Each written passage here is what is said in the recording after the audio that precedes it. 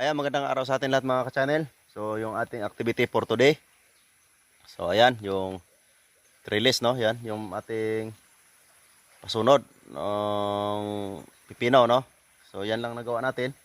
Pero mayroon pa tayong naiwan, ayan. So, delay na tayo sa ating trabaho, no? Kasi hindi tayo pag-start kaagad dahil may bagyo, no? Yung mga tao ko hindi rin nakapasok, no? Hindi sila pumapasok dahil malakas yung ulan, the same time malakas din yung hangin mga ka-channel, no?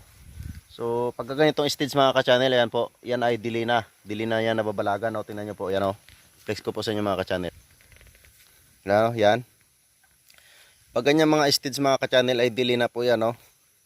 So may tendency na po yan na pag inulanan, nababali itong puno ng tulad nito example, no? Pag nabagsakan ng ulan to, nababali ito, gano'n, no? Pak, napuputol yung puno dyan, no?